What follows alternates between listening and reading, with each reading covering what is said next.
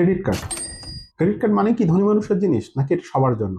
অনেকে ভাবে credit card মানে ঋণ, ঝামেলা, সুদের ফাঁদ। কিন্তু আসলে এটা কিন্তু একটা ফিনান্সিয়াল টুল, যেটা সঠিকভাবে ব্যবহার করলে আপনার লাইফ সহজ করে দিতে পারে। তাহলে চলুন শুরু করা যাক। কাদের জন্য ক্রেডিট কার্ড? আমি শাহরিয়ার আরেফিন, আপনার স্টোরি টেলার। ধরুন আপনি একজন চাকরিজীবী, মাসের শেষে টাকা টান পড়েন হয়, টাকা কম পড়ে। ক্রেডিট কার্ড কিন্তু আপনাকে সেই শর্ট টার্ম সাপোর্ট দিতে পারে। ইন্টারেস্ট ফ্রি পিরিয়ড সহ আপনি যদি ক্রেডিট কার্ডটা নিয়ম মতো চালান, তাহলে কিন্তু আপনি এখান থেকে বেনিফিটেড হতে পারেন।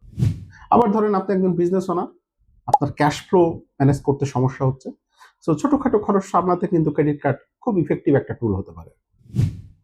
অথবা ধরেন আপনি একজন অনলাইন শপার বা traveller, online payment, hotel booking, flight ticket সব কিছু সহজ হয়ে যায় কিন্তু এই ক্রেডিট কার্ড দিয়ে।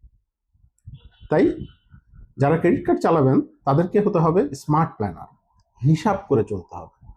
যারা খরচ ট্র্যাক করতে চান, রিওয়ার্ড ক্যাশব্যাক নিতে চান, তাদের জন্য ক্রেডিট কার্ড একটা স্মার্ট অ্যাডভান্টেজ। এবার জেনে নেওয়া যাক ক্রেডিট কার্ড কাদের জন্য না। যেমন ধরুন যারা ইম্পালস বাইং কন্ট্রোল করতে পারেন না, যারা সময় মতো বিল পে করতে পারেন না, অথবা যারা মনে করেন credit card is like a free মানি, তাদের জন্য ক্রেডিট কার্ড কিন্তু বিপদের কারণ হতে পারে। তাই ক্রেডিট কার্ড ইউজের সময় কিছু স্মার্ট ইউজ টিপস আমাদের মানতে হবে। যেমন সময় মতো বিল পরিশোধ করা, মিনিমাম না দিয়ে ফুল পেমেন্ট পরিশোধ করা এবং লিমিটের মধ্যে থাকা। সো অ্যাট দ্য এন্ডে এই কথা বলতেই হয়, ক্রেডিট কার্ড কিন্তু খারাপ না, তবে ভুল ব্যবহারটা খারাপ। আপনি কি রেডি স্মার্ট ইউজার হতে? তাহলে ফলো করুন এবং এমন জীবনের গল্প শুনতে আমাদের সাথেই থাকুন। ধন্যবাদ।